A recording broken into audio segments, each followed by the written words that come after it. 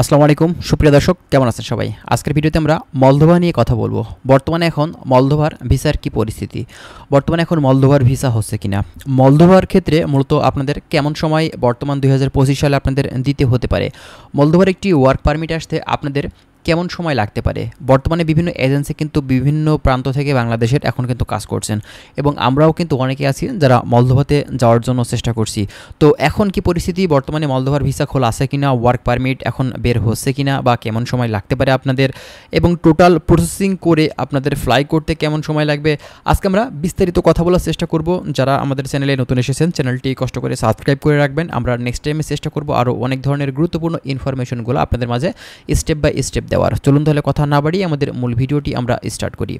আচ্ছা, প্রথমত আপনাদেরকে বলি যে দেখুন, মলদোভা হচ্ছে ইউরোপের একটি নন সেনজেন কান্ট্রি এবং এই দেশটি হচ্ছে বলকান উপদ্বীপের একটি দেশ এবং এই দেশটি কিন্তু ইউরোপীয় ইউনিয়নভুক্ত নয় এবং সেনজেনের লিস্টেও আসেনি। অনেকেই ভুল করে থাকেন, অনেক এজেন্সি বা দালালে কিন্তু মিথ্যা কথা বলে যে এটা আপনার ইউরোপীয় ইউনিয়নভুক্ত দেশ, কিন্তু না, এটা আপনার বলকান উপদ্বীপের একটি নন সেনজেন এবং আপনার ইউরোপীয় ইউনিয়নভুক্ত দেশ কিন্তু এটা না। ঠিক আছে, তো কথা হচ্ছে ভাই, বর্তমানে এখন অনেকে আছেন যারা কিন্তু এই মলদোভার জন্য ফাইল দেওয়ার চিন্তাভাবনা করছেন। তো এখন মলদোভাতে ফাইল দেওয়াটা ঠিক হবে কিনা, প্রথমত আমি বলবো যে আপনার মাধ্যমটা ঠিক আছে কিনা। ঠিক আছে, ফাইল আপনার ভিসা হওয়া না হওয়া সেটা পরের হিসেব নিকাশ, আপনার মাধ্যম ঠিক আছে কিনা সেটা কিন্তু আগে দেখতে হবে। আপনার মাধ্যমটা যদি স্ট্রং হয়ে থাকে এবং আপনার ভালো একটা কোম্পানি থেকে যদি তারা ওয়ার্ক পারমিট ইস্যু করে থাকে তাহলে অবশ্যই কিন্তু আপনি এই মলদোভাতে ঢুকতে পারবেন।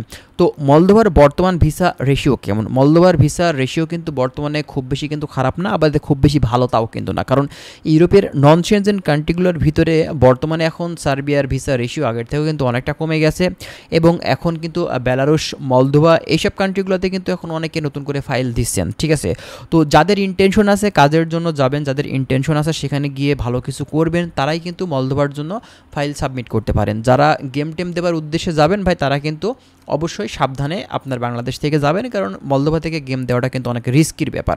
ঠিক আছে, তো কথা হচ্ছে মলদোভার একটি ওয়ার্ক পারমিট ইস্যু হতে বর্তমানে এখন কেমন সময় লাগতে পারে। একটি ওয়ার্ক পারমিট ইস্যু হতে মলদোভার ক্ষেত্রে দেখা যায় যে অনলি 2 থেকে 3 মাস সময় লাগে।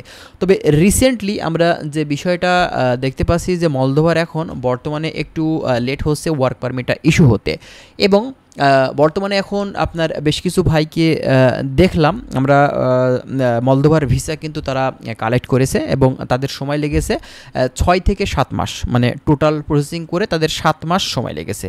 এখন সবার ক্ষেত্রে কিন্তু এটা এক হবে না, কারোর ক্ষেত্রে আপনার 7 মাস প্লাস হতে পারে, কারোর ক্ষেত্রে দেখা যায় যে 6 মাসও হয়ে যেতে পারে, আবার কারোর দেখা যাচ্ছে 1 বছর প্লাসও কিন্তু লাগতে পারে। এটা সব কিছুই নির্ভর করবে আপনার এজেন্সির উপরে, আপনার মাধ্যমের উপরে, তারা কতটা গুরুত্ব সহকারে আপনার কাজটা করছে, তত তাড়াতাড়ি কিন্তু আপনার কাজটা হয়ে যাবে। ঠিক আছে, তো বর্তমানে বাংলাদেশ থেকে যারা মলদোভার জন্য চিন্তাভাবনা করছেন যে ফাইল দিবেন, আমি বলবো যে ভাই ভালো মাধ্যম যদি আপনি একটা পেয়ে থাকেন, একটা এগ্রিমেন্ট চুক্তির মাধ্যম দিয়ে যদি তারা আপনাকে পাঠাতে চায়, সেক্ষেত্রে আপনি কিন্তু মলদোভার জন্য ফাইল দিতে পারেন। বর্তমানে কিন্তু এখন মলদোভাতে ঢোকা যাচ্ছে, বর্তমানে এখন ওয়ার্ক পারমিট ইস্যু হচ্ছে, বর্তমানে এখন ভিসা আপনার ভিসা রেশিও কিন্তু কম বেশি ভালো আছে অন্যান্য কান্ট্রিগুলোর হিসেব নিকাশে। তো আপনি কিন্তু এখন চেষ্টা করতে পারেন মলদোভার জন্য।